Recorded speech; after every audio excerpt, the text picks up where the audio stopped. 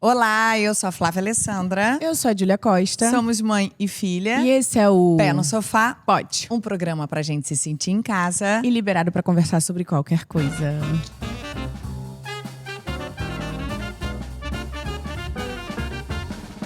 Olha, eu não vou nem gastar o tempo da nossa audiência perguntando pra Poliana se você é uma pessoa otimista, com esperança, esperançosa, porque a gente já sabe a resposta. Exato.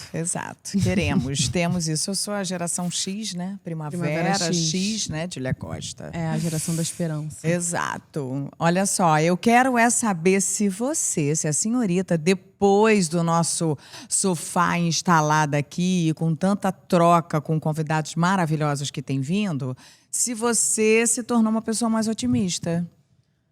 Com certeza um pouco mais. Não ainda como você, mas com certeza um pouco mais. Acho que depois desse papo de hoje, mais ainda. Porque as nossas convidadas falam muito sobre isso, pensam no futuro e são muito especiais. Acho que eu já vou chamar pra gente não perder tempo. Já chama.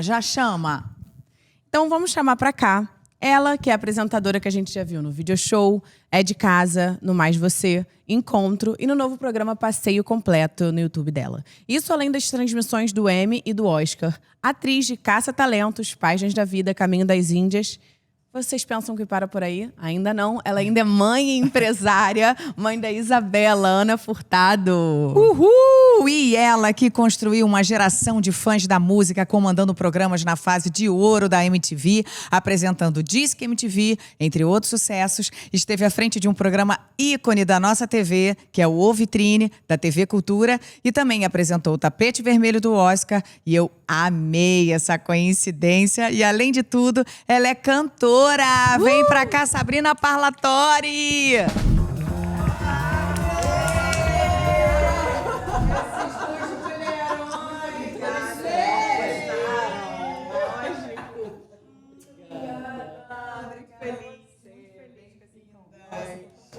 Bem-vindas em casinha pra vocês. Pode, vocês é quem manda. Ó, tem uma aguinha aí pra você, tá? Sabrina, a sua tá aqui, Aninha. Vamos já exibir um aqui, ó, que a gente quer deixar exibido. Ai, que linda, hein? Lindo. Ficou bom aí, gente? Ficou ótimo. Então, ótimo. O Então nosso quer dizer apoiador. que a ideia é isso. A ideia é isso, Eu não sei se Ana. minha mãe vai ficar muito feliz, que minha mãe sempre foi tira o pé do sofá. É? A sua mãe era pé no sofá, não pode? Não, minha mãe Eu já vi sua... Eu também já vi a Deus, mãe da... Muito elegante. espetáculo. Mas não é à toa que você também é muito elegante. Exato. Muito obrigada, Exato. muito obrigada. Mas eu faço aqui- um esforço, a minha mãe já é natural. Como é que é o nome da sua mãe? Sônia. Aqui, Sônia, pode, dona Sônia. Então então tá, estamos mãe. todas com o pé no sofá. É. Olha só, vocês já se conheciam? Já. Já. Bom, primeiro eu sou muito fã de Sabrina desde sempre, Né, né? gente? Eu assistia muito MTV. Eu acho que a minha vida é muito pautada pelas músicas, sabe? Eu tenho as músicas da minha vida, das fases, né?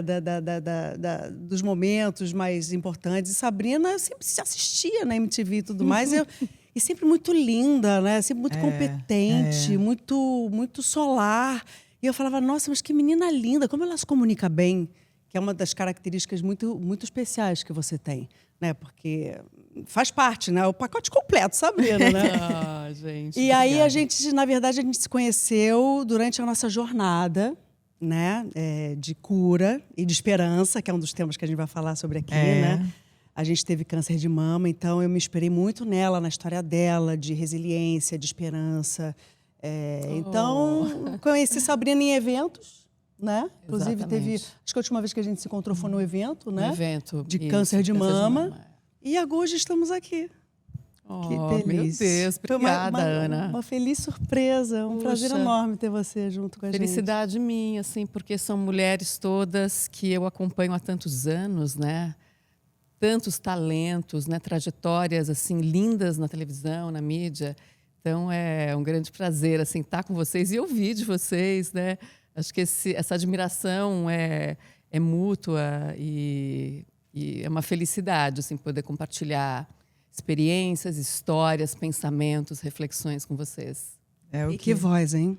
Pois é. Não, não, amor, que tudo, né? Vamos dizer que é uma Eu vou dupla até- aqui, eu vou- que tudo, eu vou que até lembrar aqui da voz, minha fone. que Vou colocar ela no postura, que tudo aqui, essa dupla nossa. Ó, eu vou dizer Maravilhosas. até que a gente tá aqui em vídeo, viu? No Spotify. Pra quem estiver perdendo, vale a pena passar pra vídeo. Estamos no YouTube, estamos no Amazon Music, porque, vou te dizer, temos aqui 2 mulherões presentes que vamos lá.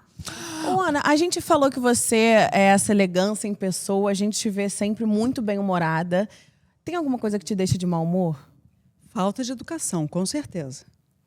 Justo, justíssimo. Ah, sim. Imagina. Eu acho que o que mais me tira do sério é alguém mal educado, tratando mal alguém ou me tratando mal. Isso realmente me tira do sério, mas na hora. Não perco a minha elegância, mas também administro a situação sem Sim. perder a elegância. Porém, eu manifesto o meu descontentamento. Sim, total. Diante de tal grosseria ou, enfim, qualquer possibilidade de falta de educação acontecendo na minha frente. E que é Ninguém algo merece, né? que... Ninguém merece. E é algo que costumava existir muito no nosso meio, ainda mais que é tudo pra ontem, então vai ali, era um lugar que a gente meio que... Onde não existia dedos para se falar Exato. nada e nem sobre qualquer tipo de assunto, né? Porque televisão é pressão. Televisão é que agora vamos realizar, vamos fazer. Então não tinha uma delicadeza, não tinha, mas era pressão. E a gente sempre se submeteu a esse tipo de pressão, né? Não necessariamente era mal educada e nem tão bem educada. Sim. Mas a gente se acostumou nesse ambiente, né? E que hoje a gente descobriu que, né, podia ter sido e foi em alguns momentos tóxico e que hoje em dia não dá mais para repetir. E Mas que eu entendi hoje o que já você está quis dizer. sendo de outra forma, né? É muito... do que a gente viveu para o que é hoje, nossa, eu já consigo ver uma É porque outra. ainda tem uma velha guarda aí que ainda tá no mercado e que não muda muito, né, eu acho. Mas estamos caminhando. Estamos A geração, estamos vocês são esperançosas, otimistas. Pois Júlia é, vocês são Costa. Porque mudanças são difíceis, mas elas são necessárias. Aliás, a única coisa permanente na nossa vida é a mudança. Com certeza. Né? A gente está mudando o tempo Tempo todo. As nossas inteiro. células estão mudando no nosso Tempo corpo inteiro. o Eu tempo adorei inteiro. isso. A única coisa Mas permanente na nossa Mas vida é a a mudança. gente muda o tempo todo. E que a gente mude no respeito, na educação e na evolução. Não no contrário. E eu sou uma pessoa cheia de otimismo. Na verdade, eu sou o otimismo em pessoa. Verdade, Ana. Sempre isso fui. É visível em você, assim. Eu sempre falo, gente, mas não é possível. Que energia que ela tem. Um otimismo, uma alegria, né? Isso é bárbaro, assim. E é a de verdade. Ana levou isso muito pro local dela de apresentadora, né? Algo que ficou claro, eu acho, assim, pro Brasil todo, pro mundo, depois desse seu astral, desse seu lugar, desse seu otimismo. Em que momento que você acha que você encontrou essa sua personalidade como apresentadora, onde a gente vê mais de vocês? É curioso, né? As pessoas acham que eu sou assim o tempo todo. Nossa, mas você é sempre muito feliz e muito alegre. Não. Eu sempre fui muito tímida. Antes de estrear na MTV, eu jamais achei que eu seria apresentadora de televisão. Jura? Eu era calada. Eu fui uma adolescente quieta. Também, Ana? Também. Então, eu era muito tímida. Tanto quando eu contei para os amigos, eu vou ser VJ da MTV. O quê? Como você? Você não fala. E, no entanto, a gente descobre, né, que a gente, enfim, na profissão, a gente consegue extrair alguns lados que a gente tem, que muitas vezes a gente também desconhece da gente, né? E eu acho que eu fui colocando para fora também, né, esse lado de ser mais comunicativa e de passar, né, essa... Que eu entendi que eu precisava passar uma coisa boa. Na época, eram adolescentes, né? Eu falava para um público jovem, adolescente no Brasil. Total. Sempre foi difícil, né? Você Difícil. formava a gente, não é que você falava, amor. Pois é. E você sabe, Flávia, é uma coisa curiosa que eu vejo uma diferença muito grande para os dias de hoje, né? Onde a comunicação e a mídia, né, extremamente pulverizada. E naquela época a gente era orientado, né, pela direção da MTV, era assim, olha, vocês, VJs, falam para um público jovem. Então, vocês têm que ter uma responsabilidade gigantesca, uma consciência do que vocês vão falar, de como vocês vão se portar. Então, eu sempre tive muito isso. Então, muito cuidado com tudo. Sim. Né? Com a forma com que eu me expunha, com a forma com que eu falava. Inclusive né? na vida pessoal, né? Deve ter sido uma pressão muito grande. Sim, imagina. Eu tinha 21 anos quando eu estreiei na MTV. Não tinha nem noção, né, do que aquilo tudo representava, mas eu tinha essa consciência. Eu tenho que ter muita responsabilidade com o que eu vou falar e passar para as pessoas. E é curioso que até hoje eu ouço isso, né? Meio que resultado disso é os jovens virem falar: puxa, eu sempre gostei de você, você sempre me passou uma coisa boa, eu aprendi muito com você e você me ajudou a escolher o meu caminho profissional. Falo, nossa, mas quanta responsabilidade. A gente não tem a menor noção, né? Do nosso alcance, em todos os aspectos da vida do outro, né? Que está atrás da telinha, né? Mas por isso que é uma responsabilidade realmente muito grande. Muito grande. E falando sobre isso, é engraçado, porque eu também sou atriz. Sim. E mesmo, tanto no entretenimento como na dramaturgia, a gente sempre é dirigida por um profissional, né? Pelo diretor. E no começo da minha carreira, tinha um pedido para que eu fosse mais séria. Eu sempre fui assim, divertida, solta. Mas eu falei, não, a Ana, que a gente quer, ela séria.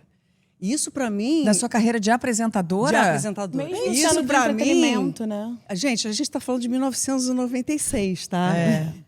Isso tem muito tempo, são 29 anos. Hoje então, até o jornalismo está desconstruído, né? Mas naquela época não era. Então me queriam mais séria e tal. E durante muitos anos eu segui essa linha de construção de imagem, de comportamento diante das câmeras. E eu acho que a principal quebra desse local onde queria me colocar foi quando eu fiz Caça-Talentos.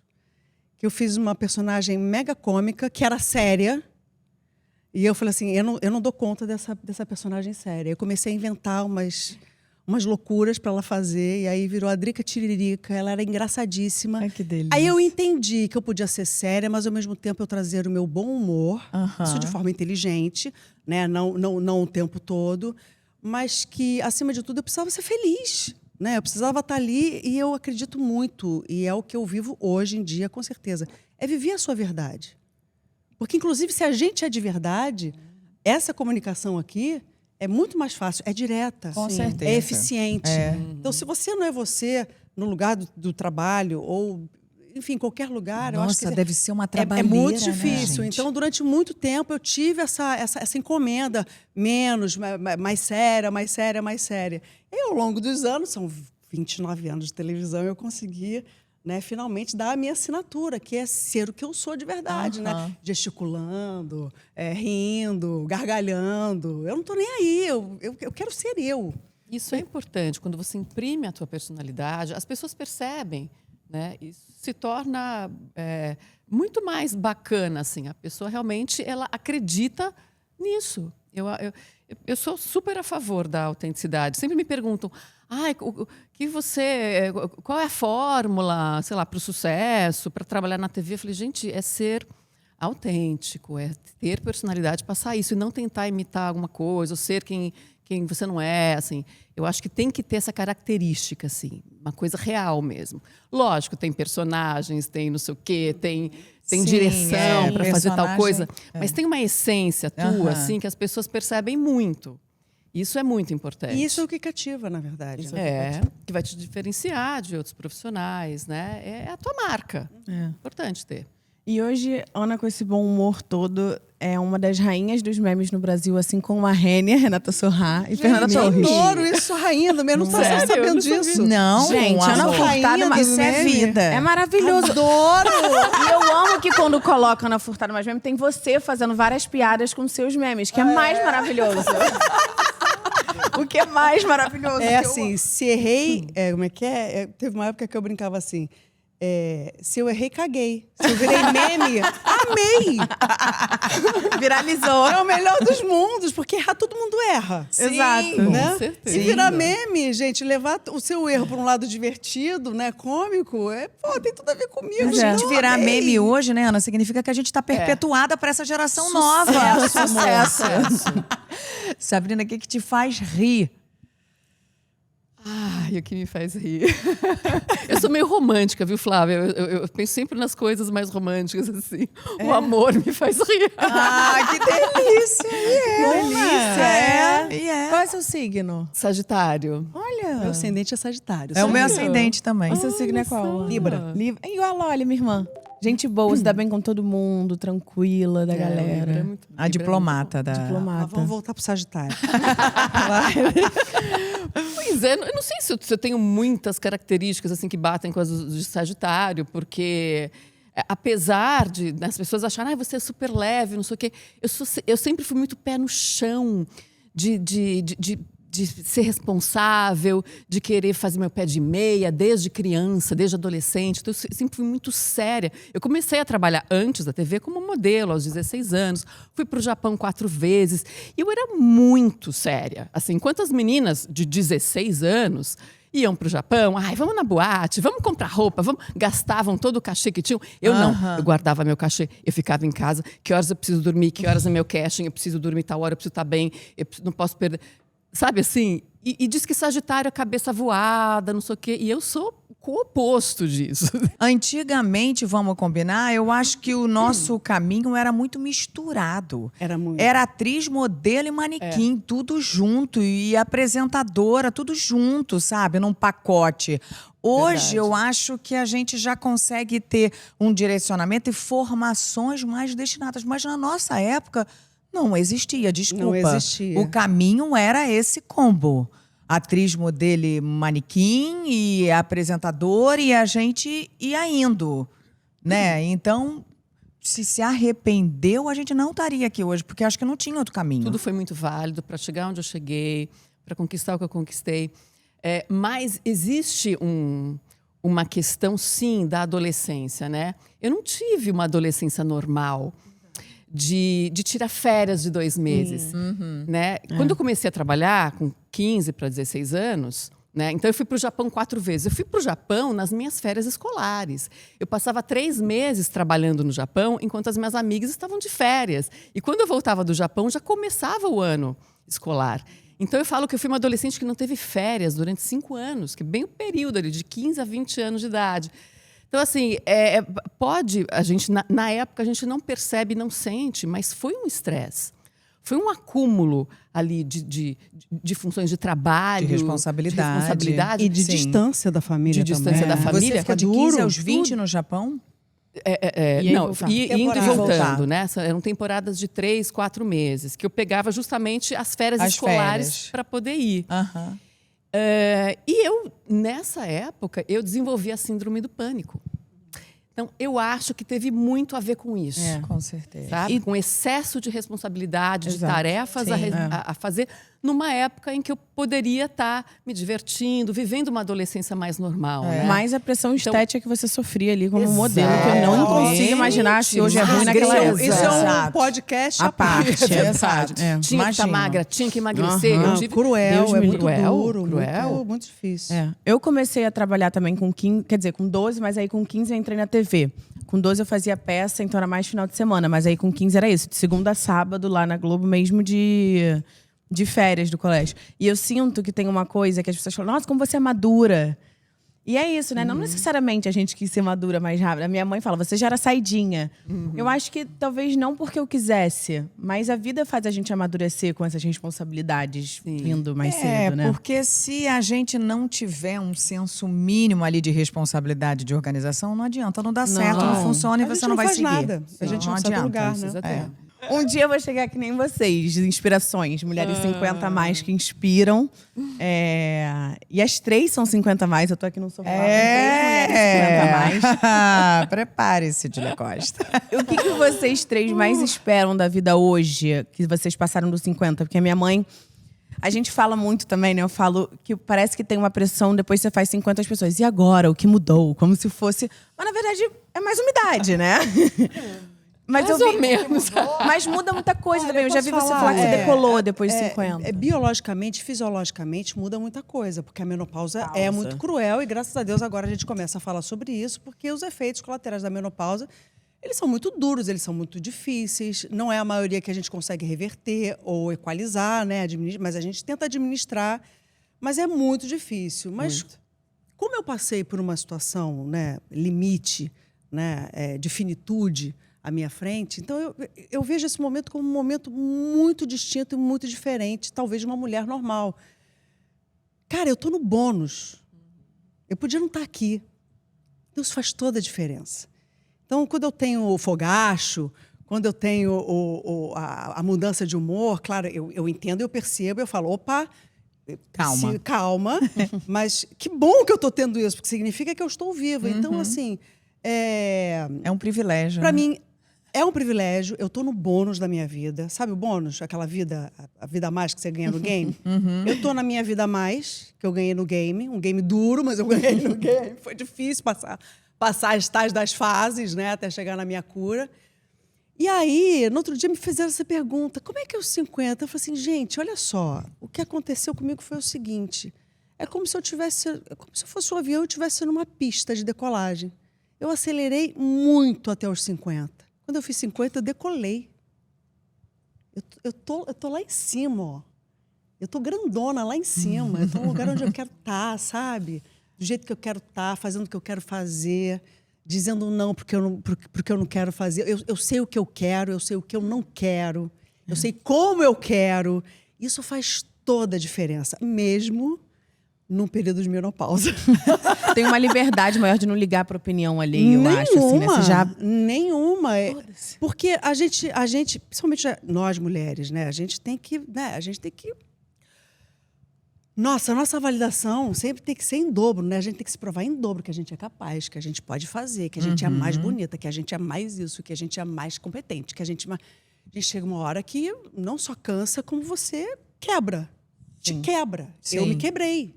Eu me quebrei no meio. Foi aí que eu adoeci. Eu quebrei no meio. Eu falei assim, não dá. E a doença veio para mim para dizer, ó, você tem que mudar. Você tem que mudar a forma como você vive, porque não tá legal, não tá bacana. E eu acredito muito que o câncer na minha vida veio para me mostrar isso. Veio como alerta para falar assim, você precisa mudar. Porque você merece viver melhor e você pode. Mas você vai aprender na dor. Então, eu acredito muito nisso. Eu acredito que eu estou no melhor da minha vida, onde eu já construí muita coisa, já construí uma carreira, já construí o meu nome, eu já fiz coisas incríveis, eu estou muito satisfeita. Eu olho para trás, cara, eu tenho um orgulho tão grande de tudo que eu construí, sabe? E eu sempre procurei por tanta validação. Hoje em dia, eu nem, não quero isso mais para mim. Não quero, mas eu não preciso mais disso para mim. Eu sei o que eu sou, o que eu construí, o que eu quero fazer, sem pressão nenhuma, sem pressão minha, muito menos da de fora. Então, eu não abro concessões quando o assunto sou eu. O meu bem-estar, a minha vida e a minha felicidade. E eu aprendi a me colocar em primeiro lugar. Prioridade. Nossa, é exatamente como eu penso. A gente realmente... Por termos passado, né, por experiências muito parecidas, né, isso... tem um sinal, né, de que a gente teve uma vida assim, né, nesse sentido muito parecida, de ter vivido numa época em que a gente encarou pressões absurdas, e dependendo muito de como você reage a isso pode te fazer mal, né? Eu vejo hoje o quanto isso me fez mal, né? O quanto eu busquei por validação também naquela época, e hoje é muito isso. Não, gente, espera aí. Eu sei o quanto aquilo me fez mal, e de fato faz. O nosso corpo reage a emoções, gente. Não tem como dissociar mente e corpo. Não tem. Sabe assim, o que a gente assimila de tudo, de informações, de sentimentos, tudo isso vai ter uma reação no nosso corpo, né? Eu acredito, assim, um depoimento assim, muito particular, mas eu acredito que o meu câncer de mama veio muito disso, assim, de coisas que foram se acumulando no meu corpo. E o meu corpo precisou reagir de alguma forma e me dar esse recado. Presta atenção. Você precisa mudar, né? Aquela menina ansiosa que teve síndrome do pânico, que achava que precisava controlar tudo, fazer tudo, né? Entregar tudo. Eu tinha isso. Eu preciso ir bem na escola, eu preciso ir bem no trabalho, eu preciso ir bem em tudo. Eu preciso, sabe? Era uma cobrança minha, além da cobrança externa. Em algum momento isso vai explodir, né, em algum lugar. Então, hoje é muito essa fase, né, quando a gente fala essa fase de amadurecimento da mulher 50+, é esse entendimento, né? De quem você é, de valorizar o que a gente fez, o que a gente construiu. E se amanhã eu quiser parar com tudo, eu tenho todo o direito. Sim. Eu não vou ficar com receio, o que vão achar, porque agora eu resolvi tirar um ano sabático. O problema é de quem achar o que achou. Eu preciso viver minha vida do jeito que eu achar melhor. Até porque ela é só sua. Exatamente. Ela é só sua. Ninguém Você tem que Só decidir te por diz ela. respeito. só me diz respeito. Então, esse amadurecimento que vem aos 50 anos é muito interessante, apesar da menopausa. Não, outro dia, conversando com uma amiga, ela falou, caramba, né? A gente sofre tanto como mulher, né? Quem foi mãe, e é o parto, e é isso, e é a menstruação, e são os desafios de ser mulher. Hormônio. A hora que a gente tá, ufa, que momento bacana da vida, vem menopausa na cabeça. Sacanagem. grande não tem sacanagem. outra palavra. Mas dizem que ela vai regular depois, gente. E aí é isso. Nossas energias vão se voltar 100% pra gente. Eu tenho lido tanta Adoro linha. seu otimismo. Mas eu ainda não tive. Porque eu tenho Mas lido acredito. tanto sobre que Acredito. quando a gente deixa de ter a obrigação da ovulação e quando mesmo o nosso corpo para de ter esse local, a nossa energia pode se voltar 100% para outras coisas. Tão interessante as coisas que eu... E o que o Michel Alcoforado, eu sempre trago, porque eu acho muito interessante quando ele fala isso. O Michel Alcoforado é um antropólogo maravilhoso, ele veio aqui e ele tem um podcast chamado Tudo é Culpa da Cultura, maravilhoso. E ele fala como até a menopausa pode ser cultural.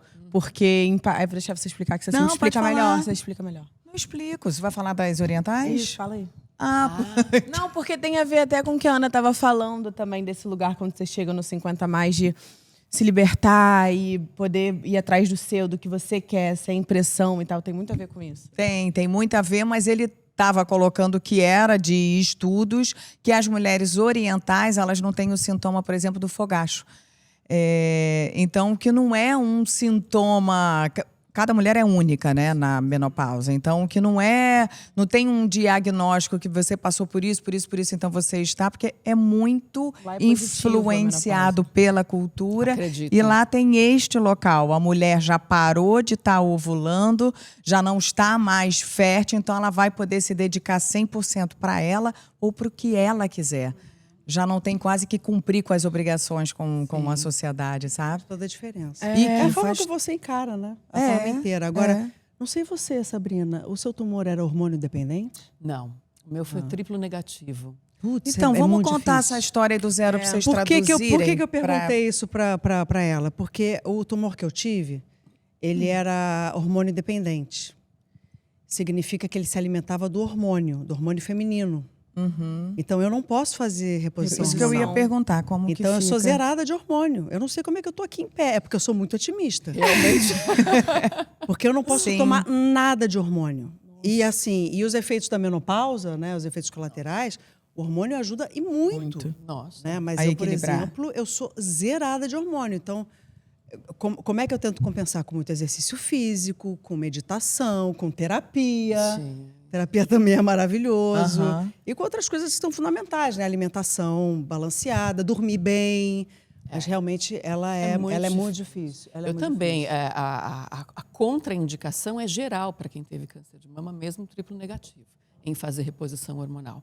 Então, assim, eu já estou há 5 anos na menopausa, sem reposição hormonal, e já sofrendo com os efeitos do climatério há 10 anos.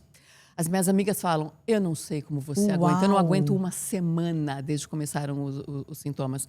Então, assim, e cada mulher é diferente. Tem sintomas, alguns, outros não. Eu tenho o pacote completo da menopausa. Até síndrome geniturinária, que é escape de urina, infecções de repetição. Então, assim, eu sofro, estou contornando, claro, enfim, muita atividade física, nosso maior aliado, né? Atividade física, exercício físico é para tudo, né? Especialmente na menopausa, é obrigatório. Então, exercício físico, alimentação super saudável, uma alimentação que já era boa ficou melhor ainda. Isso tudo me ajuda, mas é extremamente difícil passar pela menopausa sem reposição hormonal. Gente, Então, é o que eu digo assim, eu acho que, apesar de tudo, existe um gap na ciência e na medicina em relação à mulher. Eu acho que a mulher 50+, a mulher com o cessar da sua vida reprodutiva, ela foi ignorada. A saúde da mulher Sim. foi ignorada. Porque não há muitas soluções. Perdeu a função. Perdeu a função. Perdeu a É função. quase que isso, perdeu a função. E perdeu o interesse. Então, Interesse. Né? Não da Tudo. mulher, mas perdeu o interesse de dar o bem-estar para essa mulher, falar sim. sobre esse momento, né? Então, isso é muito, muito importante. Assim. Então, isso é o que me deixa mais chateada. Eu falo, gente, fora tudo que eu sinto, todos os sintomas da menopausa, o pior é não ser validada. É você chegar com uma queixa para o médico, para a grande maioria, dizer, os não, caras não é nada, não. sabem. Eles não estudaram na faculdade de medicina. Porque Não nem existe tem, estudo, não gente. Agora que está existe. começando a ter Então, estudo. assim, estamos né? em 2025. A mulher de 50 anos, em 2025, ela tem um comportamento completamente diferente das de antigamente. Ela está começando uma nova profissão. Ela não pensa em parar. Ela está começando um novo relacionamento. Ela quer ter uma vida sexual. Recomeçar Tá no de melhor tudo. do momento da vida sexual, É. porque sabe tudo. Sabe o que Sim. gosta, o que não gosta. Exato. Enfim. E aí, de repente, para. É uma Não, coisa... Porque tranca, né? Sim. Você quer água? Vou pegar a sua aguinha que tá aqui. Obrigada. A dela tá ali também, A ó, minha Aninha, tá do aqui. lado ali Ah, dela. Ó. Verdade. Então eu É fico que- com duas, que eu bebo muita água. Sou eu também. É. Porque, assim, de fato, a libido cai. Você fala, o que está acontecendo comigo? A libido cai. Aí vem a síndrome geniturinária, que tem 4 sintomas dentro dela. Ressecamento, infecções de repetição, dor na relação com machucados, porque a parede da vaginal fica fina, o que era rugosa. E contraída, né? E Também. incontinência urinária, que é a cereja do bolo e da humilhação. Aí você fala, isso é apenas um sintoma da menopausa? Fora fadiga, ganho de peso, milhares de outros. Né? Fogachos. Fogachos, incrivelmente, sumiram do nada para mim, de um ano para cá. Eu Impressionante. me Você- descubro, é. me cubro. Ar-condicionado a 19 graus, meu marido quase vira um pinguim. Eu me descubro, aí daqui a pouco eu fico a noite Loucura. inteira assim. Mas durmo bem. E tô viva. Que bom. Isso E que não, importa. Com certeza. Estamos Mas a sentindo, insônia estamos- a insônia me bateu também terrivelmente. Então, assim, é muito cruel para a mulher. É. Então, a medicina e a ciência precisam olhar para essa mulher que hoje tem metade da vida pela frente, gente. Pelo menos, Sim. né? Pelo menos. Estamos vivendo 100 anos agora. Mas só o fato da gente estar falando aqui também Já é uma Já- mudança. já é uma mudança. Sim, já é uma isso é evolução. A gente importantíssimo. precisa realmente falar. Precisamos ter voz, dar Claro. voz às A gente mulheres. não tem Tá full de referência falar disso, sobre gente. isso. As nossas mães mostraram pra gente como era. Um dia você vai menstruar, começa a andar com essa que coisinha pra maravilhoso escola, isso. nananã. Vai Mas ser ninguém mãe. nunca nem falou de menopausa. Depois você vai ser mãe, vai ter. Mas sobre menopausa, eu não lembro de existir essa conversa. Gente, nós que somos mulheres estudadas, né? Esclarecidas, com acesso enfim. à informação. O que eu achava que era menopausa? O cessar da menstruação. Só. Ai, que maravilhoso que vai ser. Antes fosse, né? Gente, é inacreditável É um o que é a atropelamento menopausa. de frente do Scania, né? Vem o Scania e você... Pá, Um realmente atropelamento. E tem muito coisas duro. muito sérias acontecendo. A gente dá risada, ai, o calor, tô Sim. cansada, tô sem libido, o que é horrível. Mas, gente, a síndrome geniturinária já matou, por sepse, milhares de mulheres ao redor do mundo e ninguém falou nada. Que loucura, nem eu sabia Eu não disso. sabia Por também. quê? A síndrome geniturinária, né, tudo isso que eu falei que ela causa, inclusive infecções, Infecção. essas infecções de repetição Repetidas. podem levar a sepse e pode levar à morte. Que loucura. Meu Deus. E a medicina e a síndrome geniturinária tem tratamento. Hoje, sabe-se que é super seguro o uso do estrogênio vaginal. Saiu no ASCO, que é o maior congresso de oncologia mundial, em maio desse ano. É seguro para todas as pacientes de câncer de mama, inclusive. Eu comecei a usar agora. Também. O meu oncologista me liberou. Foi em maio eu comecei a usar Finalmente. e Mas mudou minha eu vida. ia falar quando você disse que não podia, porque é uma reposição. Sim. Mas aí é através de um supositório e é Sim, local. sim, local. sim, Não eu entra sei. na circulação sanguínea. organismo. Porque não Absorção. pode entrar na circulação sanguínea. Eu sei. Porque eu tinha lido justamente naquele livro da cientista O Cérebro na Menopausa, que ela Menopause mostra Brain, como as é. mudanças são cerebrais, que é Sim. muito mais profunda, é neurológico Sim. mesmo.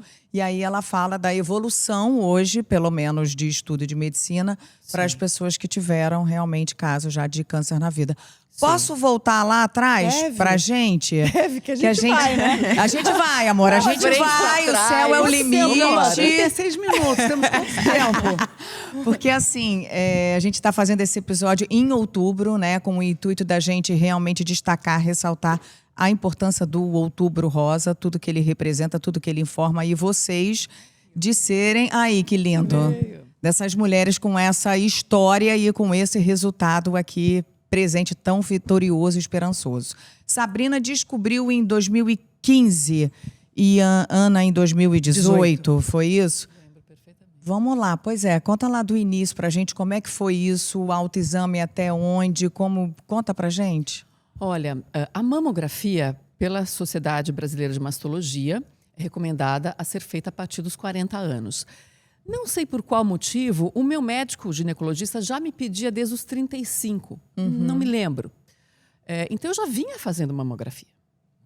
Você tinha histórico familiar? Não, não tinha histórico familiar. Mesmo assim. Eu não sei se por ter mamas muito densas, eu não me lembro. Se bem que mamas densas, o ultrassom é o melhor exame. O ultrassom de mamas. Mas, enfim, eu já vinha fazendo. Aí chegou em 2015, eu estava assim, sem querer em casa. Sabe quando você está passando a mão assim no colo, assistindo televisão? Falei, opa, tem uma bolinha aqui, exatamente na parte superior do seio esquerdo. O que é isso? Bom, no dia seguinte, de manhã, liguei para minha médica, ginecologista, me encaminhou todos os exames, mamografia, ultrassom, fui fazer. No laboratório, a médica já olhou com um olho desse tamanho, já marquei o mastologista, foi tudo no mesmo dia. Chegando lá, ele olhou, não gostei da cara do exame, da cara da imagem, vai fazer biópsia. Eu fui fazer biópsia, acho que no dia seguinte. Foi muito rápido. Agora, dando uma pausa e voltando um ano antes, em 2014. Nos meus exames de ultrassom e mamografia, que eu já tinha feito, então, com 39 anos, eu me lembro perfeitamente da médica fazendo o meu ultrassom. Ela falou, eu encontrei um nódulo aqui, eu vou pedir biópsia para esse nódulo. Falei, nossa. Aí eu estava num outro ginecologista, que era um cara que eu tinha ido pela primeira vez. Ele era mais focado em reprodução humana, que eu estava querendo engravidar, não sei o quê. Eu levei esse resultado para ele, ele falou, não precisa fazer biópsia, não. Nódulos em mulheres são muito comuns, isso é muito comum. Não precisa fazer biópsia. Eu não fiz biópsia. E já era ele. E já era um câncer subtipo triplo negativo, que é o que cresce mais rápido entre os subtipos. Então, um ano antes ele não foi enviado para biópsia. Não foi enviado para biópsia. E ele estava muito menor. Muito menor. Então, depois de quase um ano, quando eu senti essa bolinha, ele já tinha dobrado de tamanho. E aí foi essa loucura toda. Então, eu acho importante falar sobre o que aconteceu em 2014 para as mulheres estarem atentas, porque isso é muito comum, muito comum. O médico diz, não é nada, não precisa, você é muito nova para ter câncer de mama. Gente, tem mulheres de 20 e poucos anos tendo câncer de mama. É mais raro, mas existe. Então, precisa se prestar atenção e dar atenção a isso, né? Bom, Flávia, aí foi essa loucura, né? Em 2015 já, com aí a biópsia feita, resultado de biópsia, câncer de mama. Eu já fui para biópsia sabendo o que era, porque a gente conhece a cara do médico, né? Quando te dá, olha, realmente não gostei. E fui me preparando, mas a gente nunca está preparada, né? Quando você recebe a notícia, é exatamente a sensação. O chão se abre e você cai num buraco. É isso. E sozinha. É algo tão solitário, Ana. E eu me lembro assim, de uma sensação de que pareceu naquele momento que o mundo parou. Só que o mundo não parou. E eu fiquei numa sensação assim, extremamente solitária. Né? Apesar do médico, apesar do apoio, extremamente sozinha. Mas, enfim, aí a gente segue em frente. Então, eu lembro de perguntar para o médico, eu queria saber da gravidade da situação, que isso faz toda a diferença. A gente sabe que um tumor inicial de mama tem 95% de chances de cura. E ele me disse, não, fica tranquila, a gente vai fazer ainda todos os exames, não sei o quê, mas pelo tamanho dá para se saber que ainda se trata de um tumor inicial. Então, isso me deixou um pouco mais tranquila. E aí começou esse processo, né? Processo de contar para a família, que foi muito difícil. Processo de encarar todos os exames. É uma enxurrada de coisas que você tem que fazer, né? É contar para todo mundo que está ao seu redor. É marcar exames. É a incerteza. O que será que vai dar? Porque aí ele te pede tomografias do corpo inteiro. Será que foi para algum outro lugar do corpo? Sim. É uma tensão que você vive naquele momento, assim, que é brutal mesmo, né? A parte do diagnóstico é uma coisa muito impactante, realmente. Então, a gente até fala, se puder ter um apoio, né, de família, de um amigo próximo, é muito importante nesse momento. Assim, faz toda a diferença. É uma doença, como ela falou, ela carrega tantos significados, né? A primeira é a morte. Câncer, morte. Karma. Punição. Solidão. Tristeza. É uma palavra que realmente traz coisas... obviamente não traz nada de bom. E ela te derruba. E ela te coloca num lugar, por mais que você esteja rodeada de pessoas, ela te coloca num lugar de total solidão. Porque agora é você com você mesma. É você com a sua intenção. O que você quer? Porque você tem um momento que você pode decidir como é que você vai lidar com aquilo, né? De forma bélica, quero matar esse desgraçado. Não. Na minha opinião, e foi o que eu segui, quando eu descobri, eu fiquei muito brava com Deus. Muito brava. Eu questionava ele o tempo todo. Por que eu? Mas por que eu? Assim como a Sabrina, sempre muito saudável, sempre dormindo bem, comendo bem, não bebo muito pouco, não fumo, faço exercício físico. Não tenho histórico familiar. Por que eu? E aí eu fiquei muito brava. E eu falava assim, eu vou matar esse desgraçado. Esse desgraçado não vai me vencer. Só que aí eu entendi que não há cura onde não há paz. E em todo momento que eu colocava toda essa energia no meu inimigo, chamado câncer, eu deixava ele grandão. Muito maior que eu. E aí, quando eu transformei a doença, né, e transformei a minha relação com a doença, né, e entendi que primeiro, que o câncer não me definiria, e eu que definiria o tamanho dele e como eu iria conviver com ele, aí tudo mudou. Porque eu deixei ele do tamanho que ele merecia ficar, pequeno, importante, mas pequeno.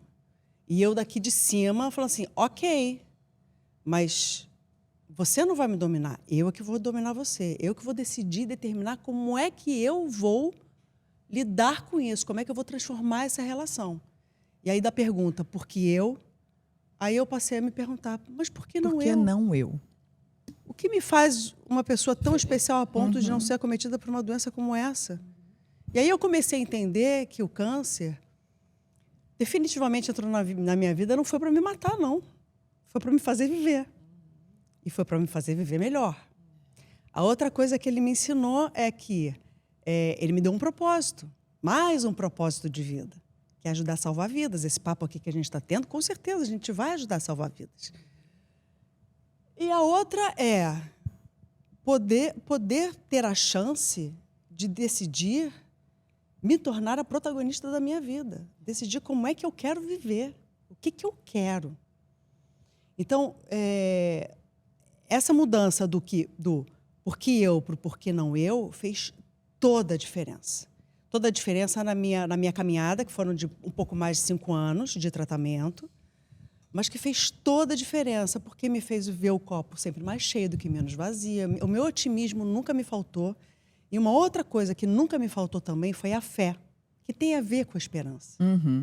Sim, Né? Eu estava muito distanciada da minha religião, eu sou católica. E aí o momento que eu me senti mais solitária durante o tratamento foi quando eu fui tirar o tumor. O Boninho e a minha mãe ficaram no quarto, me levaram de maca. E aí tinham que colocar um material radioativo na minha circulação sanguínea, exatamente para irrigar o local onde tinham os linfonodos e o tumor, para ir lá, cirurgicamente, retirar todo o material que precisava ser retirado Enfim, para eu ficar livre, a princípio, ali do tumor e de possíveis linfonodos infectados. E aí me deixaram numa maca e me colocaram num canto. Eu ia entrar em 5 minutos. Aconteceu uma emergência. E aí os 5 minutos viraram 15 minutos, 20 minutos, 40 minutos, 1 hora. Eu fiquei mais de 1 hora sozinha. Eu chorava, eu me senti tão só. Mas era uma solidão, era uma tristeza, era um lugar tão fundo, tão escuro, tão frio, sabe? Inclusive estava frio, né, no hospital. E eu falava, meu Deus, me tira daqui. E fico toda arrepiada e emocionada. Nossa Senhora. A primeira coisa que veio na minha frente foi Nossa Senhora. Ela apareceu para mim. Obviamente não se materializou, mas ela apareceu para mim e eu me lembrei. Eu nunca estive sozinha e eu não estou sozinha agora. E foi nesse momento que eu voltei para a minha religião, que eu voltei a rezar diariamente, que eu voltei a agradecer pela minha vida, eu voltei a agradecer pelas coisas mais simples, pela oportunidade de acordar mais um dia, pela oportunidade de estar ali no meu lugar de privilégio, de estar no melhor hospital da América Latina, sendo operado pelo melhor cara, fazer o tratamento no dia seguinte que eu descobri o diagnóstico. É agradecer, agradecer, agradecer, agradecer e ter a presença de Nossa Senhora na minha vida. O tempo todo, porque ela nunca me abandonou. E eu não acho que o câncer tenha sido um castigo. Eu tenho certeza que ele veio para me trazer todos esses ensinamentos e eu também acredito que eu tenha sido utilizada como um instrumento de cura, de inspiração e de cura. E Sabrina, pro que hoje você diz até nunca mais? Ai, é muito louco, né? Mas a gente tem trajetórias muito parecidas, muito parecidas, né? De vida mesmo. Mas é muito isso, assim. Para aquela pessoa ansiosa, que se cobra demais, que se preocupa com a opinião dos outros, né? Para isso eu digo nunca mais, né? Esse adoecimento, quer dizer, o câncer, assim, sabe?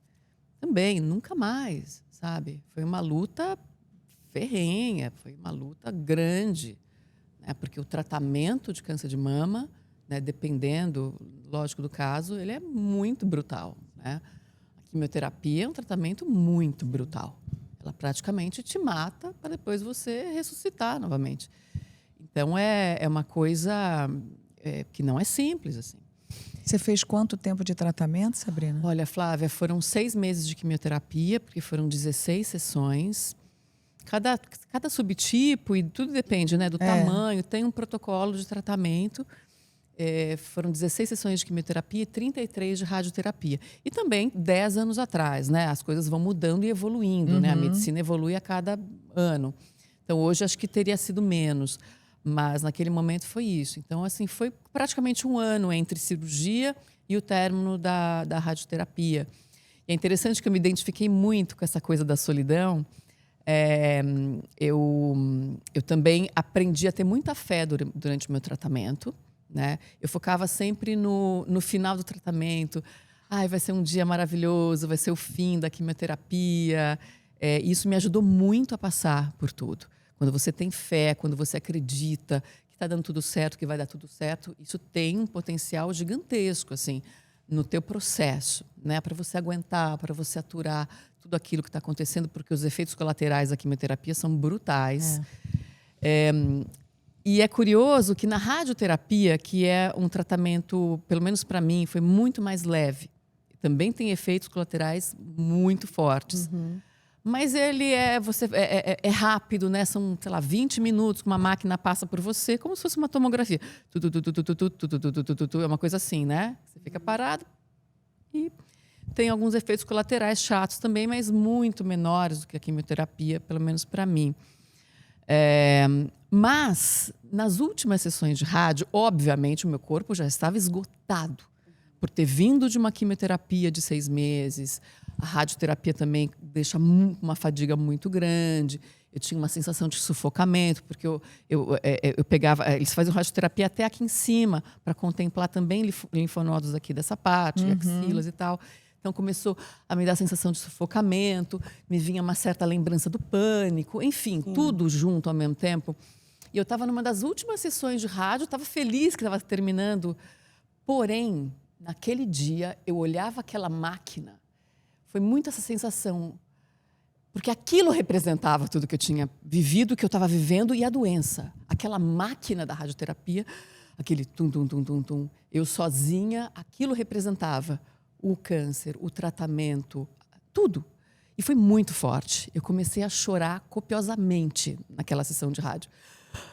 Uma coisa que veio, os profissionais ali, que está acontecendo. Não, gente, é uma emoção, assim. E era uma emoção também por estar terminando, tudo isso. Mas era uma sensação assim, sou eu comigo. Representava tudo isso. A partir de agora, eu tenho que cuidar de mim. Porque ninguém vai cuidar melhor de mim do que eu mesma, né? Então, eu preciso colocar mudanças na minha vida, de interesses, de foco, de caminhos, de mudanças de rota, porque não estava legal até agora. Então, a gente se identifica muito com essas sensações, elas são muito comuns, né, a quem passou por uma experiência dessa, né? E eu olho para a Ana, eu olho nos olhos da Ana, eu me reconheço, né, na dor dela e tudo que a gente passou. Isso é muito curioso. As mulheres que passaram pelo câncer de mama, elas têm essa identificação muito forte. Um dia eu estava procurando um imóvel, assim. Depois do meu tratamento, depois de uns 3 anos, a proprietária abriu a porta para me receber no apartamento. Ela estava com o cabelo curtinho. Ela olhou para mim, eu olhei para ela. Eu sabia quem ela era. E depois da visita, ela caiu aos prantos. Ela falou, Sabrina, você me ajudou muito durante o meu tratamento. Eu falei, eu sabia.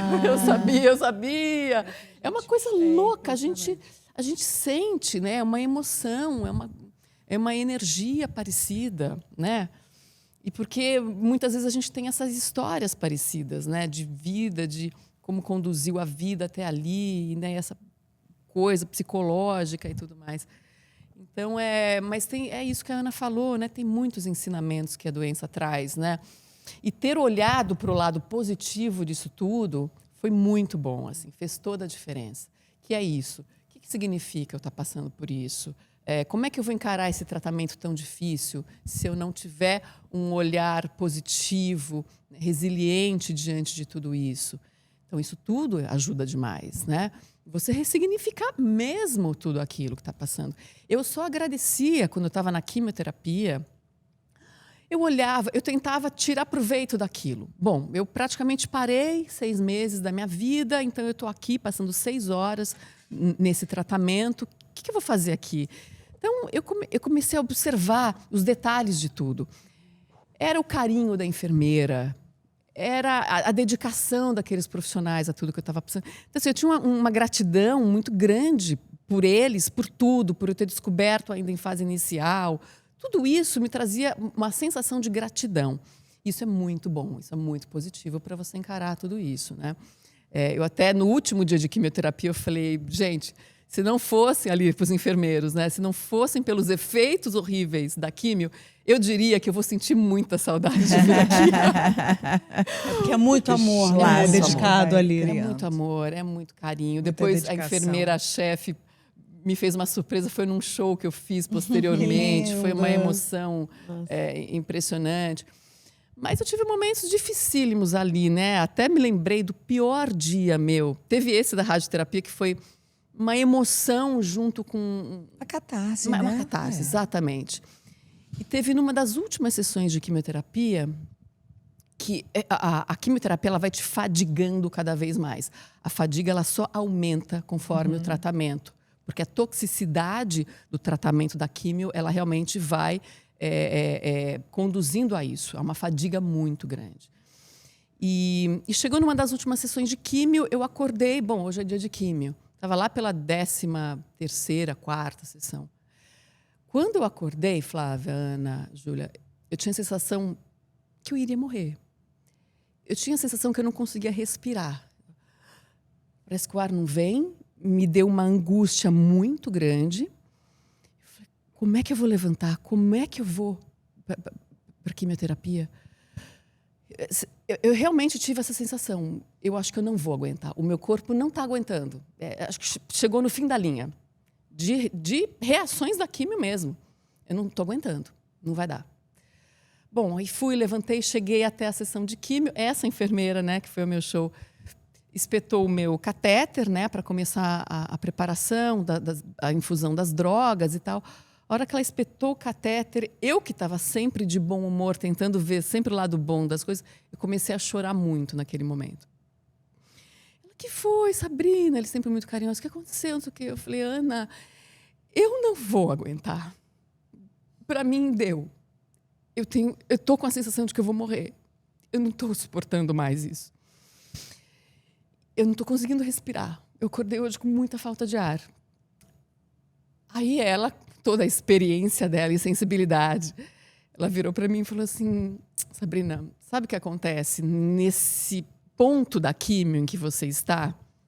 A grande maioria das pacientes fala a mesma coisa, de que vai morrer. E sabe o que aconteceu? Ninguém morreu. Aquilo virou uma chave em mim. Eu falei, acho que eu não vou morrer, não. Eu comecei a respirar, Flávia. O ar entrou no meu pulmão, eu relaxei, eu sorri e o dia virou. O dia ficou céu azul para mim. Como você vê, né? Como uma palavra, uma mensagem, um carinho que você recebe de alguém faz toda a diferença para você, né? E falando, né, disso, mas em qualquer momento, qualquer situação de vida, né? Como é importante essa parte emocional. Como é importante você ouvir mensagens boas, positivas, de quem te quer bem. Né? E esse é um momento difícil. Só queria complementar 2 coisas da sua... Muito emocionante. É duro. Mas eu só queria fazer 2 comentários da minha vivência pessoal sobre passagens que você acabou de falar, sobre o tratamento de quimioterapia. Primeiro, que a gente se sente muito só. E a gente não tem noção que a gente não está só. Mas ninguém está sozinho. Então, essa é uma mensagem que é muito importante. Se alguém que está assistindo agora, que está passando por isso, ou conhece alguém que está passando por isso, você não está sozinha. Ninguém está sozinho. Tem canais de ajuda. Você não está sozinha. Isso foi uma das coisas que me fez revelar. Porque eu tive muito medo de dizer que eu estava doente. Exatamente. Porque eu batalhei muito para conquistar o que eu conquistei. Eu ia perguntar isso, em que momento... Eu estava no auge que da minha fez? carreira, aí de repente um câncer. E o meu medo, genuinamente falando, o meu medo era que a partir do momento que eu dissesse que eu estava com câncer, que eu me tornasse a palavra câncer, que tudo que eu construí atrás fosse literalmente assim, ó, eclipsado. Eu fui eclipsada pela palavra câncer. E aí o câncer, a partir do momento que eu dissesse que eu estava doente, o câncer me definiria. Quem é Ana Furtado? Ah, aquela que está com câncer. Eu não queria isso. Eu não queria isso para mim, por conta de tudo que eu construí. Eu não queria também que me colocasse nesse lugar de pena, porque não era esse o lugar que eu merecia também estar. Então, eu tinha muito medo dessas 2 coisas. E de me mostrar vulnerável também, frágil. Pô, eu sempre me mostrei, né, grandona, um leão, vou lá e faço. Me chamou para fazer, vou lá e faço. Tem que entrar hoje ao vivo? Não, eu vou, faço. E fazia tudo, encarava tudo. Aí, de repente, ela tem câncer, ela não pode mais, ela não tem mais capacidade, não vai ter força. Acabou. Então, eu tinha medo disso. Até que chegou um momento que eu falei, eu acho que eu preciso falar. Quem me estimulou muito a falar foi o meu marido. Ele falou assim, você precisa falar, vai fazer bem para você, você vai receber uma onda de amor importante e você vai ver como vai se fazer bem. E foi a melhor coisa que eu fiz.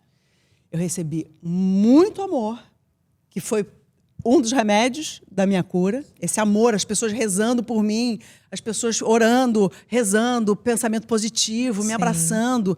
Gente, e até hoje eu recebo muito carinho. As pessoas, olha, eu rezei muito por você. Como eu sou grata por todos vocês que fizeram isso por mim.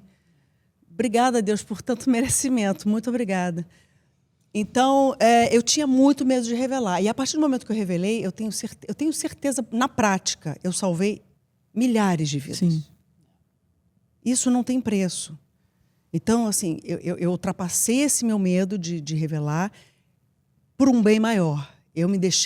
Nesse momento, eu me deixei em segundo lugar para fazer um bem maior. E acabei fazendo um bem maior para mim. Né? E aí, quando eu revelei que uma pessoa como eu, né, que estou aqui na televisão, falando, bonitona, né, num lugar de privilégio, estou com câncer, as pessoas falam, caramba, se ela está com câncer, realmente qualquer pessoa pode ter câncer. Então eu vou começar a me tocar, literalmente. Vou começar a prestar mais atenção em mim. Então foi um momento muito difícil, mas também foi um momento assim, de virada de chave muito importante para eu começar a fazer essa pergunta, o porquê não eu? E uma outra coisa que Sabrina falou durante a quimioterapia, muitas pessoas, porque a quimioterapia, você definiu perfeitamente, ela vai te matando aos poucos. Porque, no fundo, a quimioterapia é um envenenamento controlado. Mata o que não é bom, mas também mata o que é bom. Então, a fadiga realmente é algo que ela te destrói, ela te coloca no chão. As pessoas em torno, inclusive, elas ficam muito preocupadas, achando que a gente desistiu. E eu falava assim, gente, eu não desisti de nada, eu quero viver muito. Mas literalmente, eu não tenho energia para levantar da cama agora para fazer um xixi ali a 10 metros. Deixa eu respirar um pouco. Teve um dia que eu fiz uma quimioterapia, eu dormi quase 24 horas. E aí, o que eu fazia na quimioterapia? Muita gente maldiz a quimioterapia. Remédio desgraçado, que me faz cair o cabelo, que me faz ficar fraca, que me envenena. Eu não. Eu deitava na minha maca, e isso fazia diferença, tá? Eu deitava na minha maca e eu conversava com o meu corpo, com as células do meu corpo. Explicava para ele exatamente o que estava acontecendo e o que ia acontecer. E recrutava todas as células boas para ficarem lá. Guerreiras, segurando a onda, mas sabidas de que haveria um ataque, mas que ela se protegesse, se pudesse se esconder. Então, assim, eu programava o meu corpo para receber a quimioterapia e visualizava a quimioterapia verde, que verde é saúde. Então, era saúde, eu bendizia, bendita quimioterapia, vem me curar, vem me curar. Todo dia de quimioterapia era dia de cura. Então, quando você visualiza, quando você se coloca nesse lugar também de otimismo, né? E num lugar um lugar mesmo de visualização, né? Onde algo que está acontecendo para você contribui, porque eu nunca quis ser paciente. Isso também foi uma outra coisa muito importante. Eu sempre quis saber o que eu tinha, por que eu tinha, o que remédio eu tomava, para que eu tomava esse remédio, aonde ele atuava. Então, eu nunca fui uma paciente, eu fui uma colaboradora dos meus médicos. E, acima de tudo, uma colaboradora minha. Então, eu criei uma fórmula. Se isso funciona para outras pessoas, eu não sei. Eu acho até importante dizer, porque eu acho que para tudo na vida é assim. Sim. Quando você acorda e não se sente bem para o seu dia, é muito importante você se encarar no espelho e dizer, olha, hoje eu não estou bem. E está tudo bem não estar bem. Sim. Mas vamos recrutar aí as células, as energias, vamos tentar dar uma virada, vamos entender que vai ser um dia difícil, mas que a gente vai superar, vamos resistir e vamos superar. Eu acho que é muito importante a gente falar com a gente mesmo. E todo dia eu falo comigo. Todo dia eu me dou bom dia, todo dia eu digo o que eu quero, todo dia eu faço meu mantra. Hoje eu estou pronta para receber tudo aquilo que eu sonho, desejo e mereço. E haja o que houver, hoje vai ser um dia extraordinário. Eu começo meu dia dizendo isso para mim, me olhando no espelho. E é. Maravilhoso. Porque pelo simples fato de estar viva, Sim. já é um dia extraordinário. Sim. E a gente precisa condicionar a gente, o nosso cérebro, o nosso corpo, a receber isso e a viver isso. Porque se a gente acordar e dizer, a gente não vai ter um dia extraordinário, a gente vai ter um dia de droga, não vai dar, nada vai dar certo. Sim. Provavelmente é isso que acontece. Então, muitos ensinamentos. Ô, Ana, Sabrina, desculpa. Até para quem tá ouvindo a gente, né? Ter a consciência de que o autoexame não é suficiente, né? Ele é importante, mas ele não é suficiente.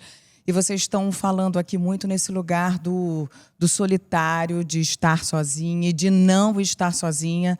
Ana já citou Proteia, que eu também já conheci, que é incrível, essa ONG justamente para vir não só ajudar, dar apoio, mas ajudar a conseguir realizar, né, os exames completo, e o tratamento desde completo. A primeira consulta com mastologista, a cirurgia, a quimioterapia, a radioterapia, acompanhamento com terapia psicológica. A gente proporciona tudo, do começo ao fim, às nossas pacientes. E é muito importante salientar e dizer que são mulheres de baixa renda. Sim, exato. Que exato. não teriam acesso a um tratamento de qualidade e, o mais importante, que não teriam acesso a tempo a um tratamento de qualidade ou Exato. não. Porque a maioria das Pra entrar mulheres numa morrem fila de um SUS, porque pra elas ficar não têm aguardando, tempo. Porque a Isso fila é um do grande SUS é uma problema. fila muito, muito cruel, porque ela é muito lenta. Sim.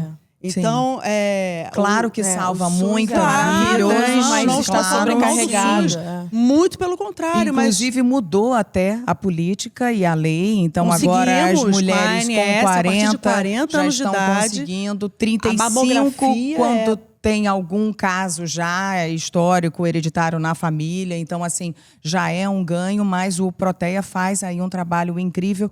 Quer falar do Laço Rosa que a gente teve pertinho, que eu acho importante a gente citar? Eu e minha mãe, a gente foi madrinha em 2019 da Fundação Laço Rosa. E foi muito especial a gente estar de perto ali com as pacientes também. Foi muito emocionante. Na sua maioria eram pacientes mais velhas, mais próximas da idade da minha mãe do que da minha. Hoje eu estou com 25, na época eu tinha 19. Mas é sempre muito inspirador, assim, ver esse... Eu acho que a geração de vocês é uma geração muito otimista. Vocês têm uma visão de vida assim, muito otimista, talvez pelo cenário que vocês tenham nascido, que era mais promissor mesmo, mais otimista. E o cenário que eu vim já não é mais tanto, né, de crise política, ambiental, social. Mas eu sempre tento pegar um pouco desse otimismo, assim, para mim, sabe? Dessa esperança que a geração de vocês tem. E aí, a Fundação Laço Rosa, além de salientar a importância da doação, uma coisa que era muito legal que a gente fez lá também, participou de algumas atividades, é que eles sempre estão reforçando a importância de valorizar as habilidades de pacientes oncológicas, justamente para não cair nesse lugar que você falou, de serem só pacientes oncológicas, mas a isso, né? serem as pessoas que já eram e que vão ser e que são com suas vontades, seus desejos e habilidades. E outra coisa muito importante também que vocês fazem muito quando vocês... é uma linha tênue, né? Entre você ser otimista, esperançosa e você estar romantizando o tratamento. E é muito importante porque vocês falam dessa esperança, desse otimismo, mas em momento nenhum vocês deixam de falar sobre como é difícil, sim, como é duro, sim, como foi um desafio, sim. E não é uma romantização, é só uma forma para tentar ser mais leve, né? Ser mais agradável, mais tolerável, talvez. Então, Real, né? e real.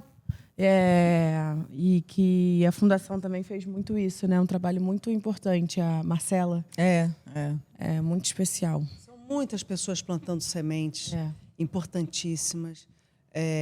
A rede de apoio nesse momento, Sabrina sabe, graças a Deus o meu parceiro não me abandonou, mas 75% das mulheres os parceiros abandonam. Então, assim, a rede de apoio ela é muito importante. Nem que seja para ter uma pessoa do seu lado sem falar absolutamente nada. Isso já é muito, porque e a gente, quem não passa por isso ou quem não passou, nem sabe como lidar direito com a doença. Como é que eu vou falar com uma pessoa, né? Como é que eu vou estar do lado dessa pessoa? Às vezes até evita. O que isola a pessoa. Não isola a pessoa porque a pessoa acha que, não, eu vou evitar ela porque ela está doente, eu não quero pegar a doença. Não é isso. Mas como é que eu vou lidar com essa pessoa? Que antes era saudável e agora ela está morrendo. Porque, no final das contas, quem não vive o câncer ou quem não desconhece como é que é, e o câncer tem cura. Isso é que é importante a gente dizer. O câncer tem cura. Por isso que a prevenção é a melhor cura de todos. Se todas, toquem, porque né? se você descobrir antes, se você fizer os seus exames, né, com assiduidade, anualmente, ou se não der anualmente, com a maior assiduidade possível, e se você procurar e achar, você vai curar, porque tem chance de cura.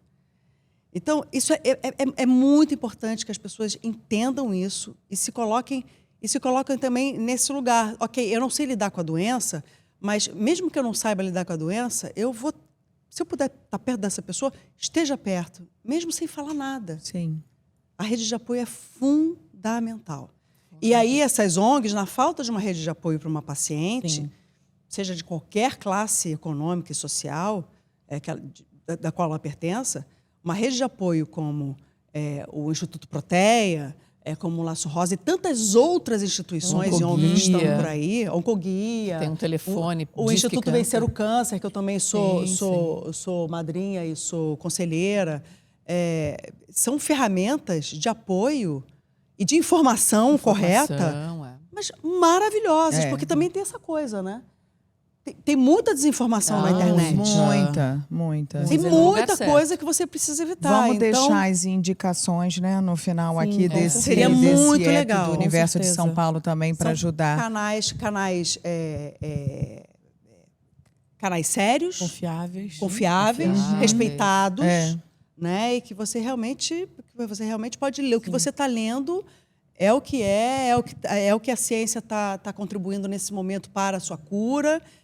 E é muito importante, Então, assim, eu tenho mais essa gratidão de fazer parte do Instituto Protea e também do Instituto Vencer o Câncer, mas principalmente do Instituto Protea, que eu estou ali no dia a dia com os pacientes, presencialmente, eu vejo, assim, na prática e no dia a dia, como, assim, não é tão simples mudar a vida de uma pessoa, né? Porque a engrenagem de você fazer uma ONG, a engrenagem de você poder fazer isso tudo, ela é muito difícil. E o dinheiro é o maior impedimento, né? Porque se a gente tem muito dinheiro, a gente consegue tudo. Sim. Inclusive atender ao maior número possível de mulheres. É isso que a gente quer que o Instituto Protea cresça. Mas, assim, é gratificante ver que é muito esforço, nós somos muitas dedicadas ao Protea, mas é tão gratificante quando a gente chega lá e a gente vê quantas mulheres a gente já curou, quantas mulheres a gente consegue absorver, quantas mulheres são gratas, né? No outro dia, eu estava entrevistando uma delas, porque agora a gente está fazendo a campanha do Instituto Protea, e aí eu perguntei para ela, o que é a definição do Instituto Protea para você? Ela falou uma coisa linda que eu vi as lágrimas. É uma mãe. Bem isso. Sim. Pensa. Sim. A mãe que cuida, que zela, que está ali por você. E né? Que é a pessoa que a gente incondicionalmente. precisa do nosso lado. Então é isso. Então a gente ser uma ferramenta, né? Ser uma mãe, né? E eu fiquei muito emocionada. Eu vou me emocionar agora para sempre. Entender que eu estou nesse lugar e que eu só estou nesse lugar por causa de uma doença que podia ter me matado. Cara, que loucura, né? Sim. Mas, ao mesmo tempo, que revelação. Né? Que nova vida incrível que Deus me proporcionou, que o meu lugar de privilégio também me proporcionou e que a minha alma também, né? Eu me disponibilizei para isso, né? Sim. Então, assim, é com muita gratidão que eu venho sempre falar sobre isso, que eu participo de todas as campanhas. E quero agradecer mais uma vez a oportunidade da gente estar aqui falando sobre isso, porque eu tenho certeza e repito, a gente vai salvar muitas vidas. E quem está passando por isso não está sozinho. Com certeza, com certeza. Antes da gente encerrar, quer deixar alguma mensagem aí, algum ensinamento que você teve, Sabrina, nessa trajetória, nessa passagem, nessa vitória aí da sua vida? Eu acho que é isso, né? Informação é muito importante, é poder. Eu também fui uma colaboradora dos meus médicos, sempre procurando, sempre perguntando. Eu tinha noção de tudo que estava acontecendo comigo, os nomes das drogas, eu sei todos, tudo que aconteceu com o meu corpo. Eu acho que é muito importante a mulher, nesse momento, se informar, porque ela vai ter mais clareza do que está acontecendo com ela. Né, os fantasmas vão embora, né? Porque você recebe um diagnóstico de um câncer, nossa, vem milhares de fantasmas na tua cabeça. Então, se você tiver clareza do que está acontecendo, sabe, um diagnóstico inicial, a importância que tem cura, tem tratamento, enfim, buscar outros exemplos, né? Então, eu acho que é isso, continuar com esse meu trabalho também, né, de conscientização sobre a importância do diagnóstico precoce do câncer de mama, das mulheres se cuidarem, fazerem os seus exames, mamografia, ultrassom de mamas para as mulheres mais novas, e estar sempre se observando, se tocando, ver se acha alguma coisa, é muito importante. Isso se tornou também um propósito na minha vida, né? A gente acaba tendo essas descobertas, né? A gente acaba adentrando num mundo novo, né? Que a gente não imaginava. Eu nunca tinha feito uma cirurgia na vida antes de passar pelo câncer. Nunca tinha ficado internada um dia na minha vida num hospital. De repente, você se depara com outro universo, né? Então, que foi uma oportunidade também de eu entender esse outro universo, conhecer pessoas maravilhosas, né? Dessas ONGs todas, entender, me emocionar, passar por tanta coisa linda, né? Nesse processo, muito linda. E deixar esse recado, né, da importância de se cuidar, de espalhar essa informação para as mulheres das vidas de vocês. Pergunta como é que está atualizada com os exames, porque é muito importante. Há 10 dias eu perdi uma amiga por câncer de mama. Há 10 dias, aos 52 anos. Então, assim, ainda mata. O câncer de mama ainda mata muitas mulheres no Brasil por ano. Né? E são mais de 70 mil diagnósticos por ano, então, só no Brasil. Então, é uma doença muito prevalente no público feminino. Aliás, existe câncer de mama no público masculino também, né? É menor, Bem né? menor, Bem menor, existe. mas existe. Mas também existe. Então, é isso. E agradecer por estar aqui, Flávia, por ter a oportunidade de falar mais uma vez, porque parece que a gente está falando muito, mas a gente precisa falar muito. Sim. Porque cada vez que a gente fala, a gente vai impactar mais mulheres, como a Ana falou. Muitas mulheres vão sobreviver, vão se curar por essa reunião que a gente está tendo aqui.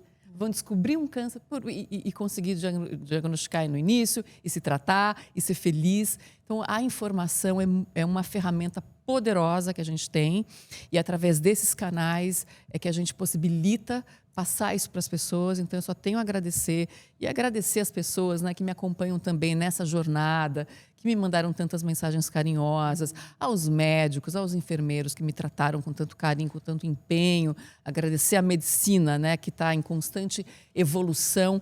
Né? Hoje as mulheres sobrevivem, mas no passado elas não sobreviviam.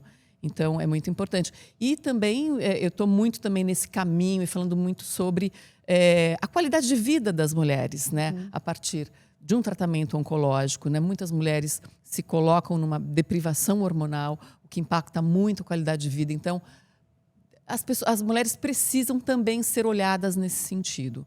Né? O que fazer com a mulher na menopausa? Para as mulheres em geral já é difícil, imagina para quem passou por um câncer e que tem uma contraindicação à reposição hormonal, quer dizer, as opções são muito limitadas. Então, as mulheres sobreviveram. Agora, vocês precisam cuidar da qualidade das sobreviventes, né? Porque são mulheres que têm uma vida pela frente. Isso que é legal, né? A gente tem uma vida pela frente, Flávia. Também sou grata, eu tenho essa esperança e esse olhar positivo da Ana, eu tenho certeza que eu estou na melhor fase da minha vida. Né? Essa fase das cinquentonas é uma fase de compreensão de quem a gente é, de entendimento, dos caminhos que a gente quer seguir. Eu tenho muita vida pela frente. Então, assim, muitas alegrias virão. Eu sempre acho que o melhor está por vir. Eu tenho essa frase minha, o melhor está por vir. Né? Então, vamos viver com nosso dia a dia com inteligência, com responsabilidade, consciência, com a nossa saúde, porque a nossa saúde é o nosso maior bem. Sem saúde, a gente não tem mais nada. Então, esse é o recado. Foco na saúde.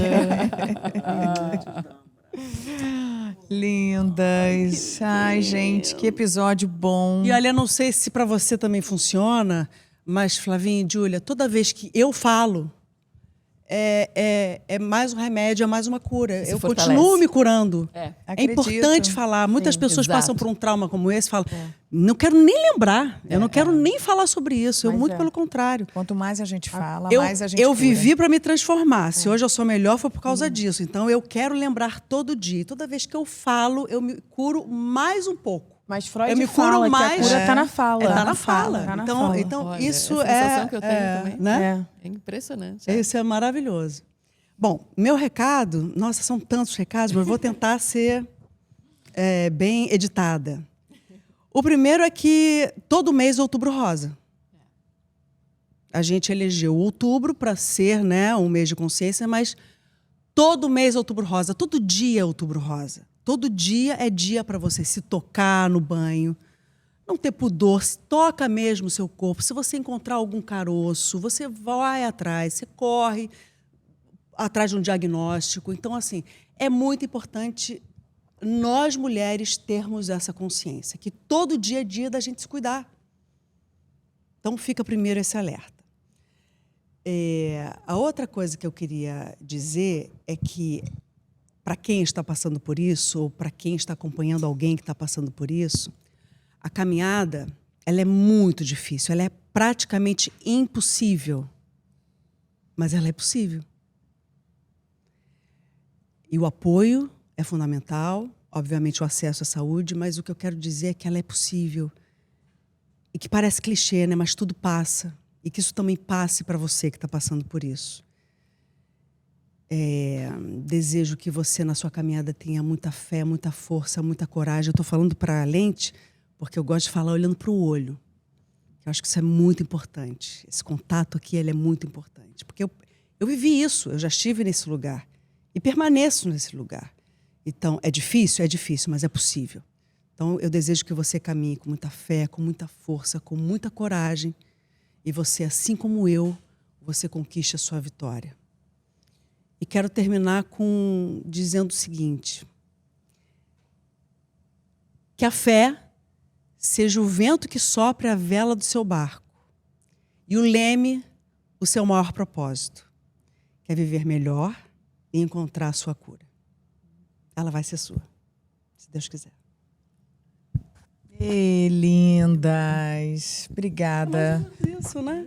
Obrigada, suas maravilhosas. Fé e propósito. Sem propósito a gente não tem vida, sem sonho. Eu tenho tantos sonhos para realizar, Flavinha.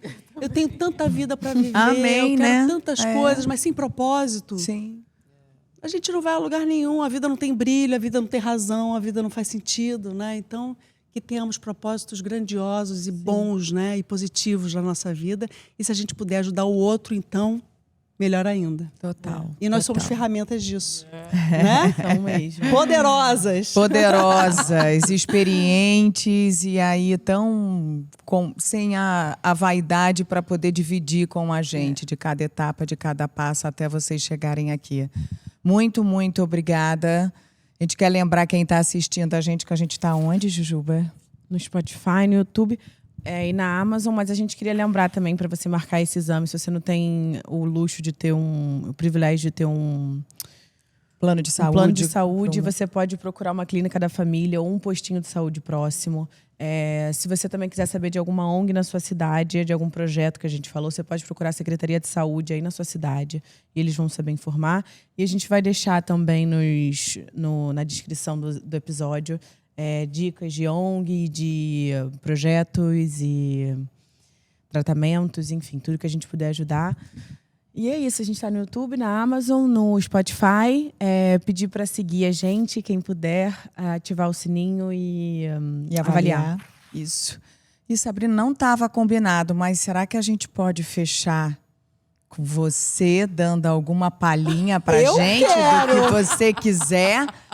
De surpresa, coitada. Se você não quiser, a gente vontade. corta e a gente para lá antes. Começar de novo e contar comigo vai valer a pena ter amanhecido. Por aí, né?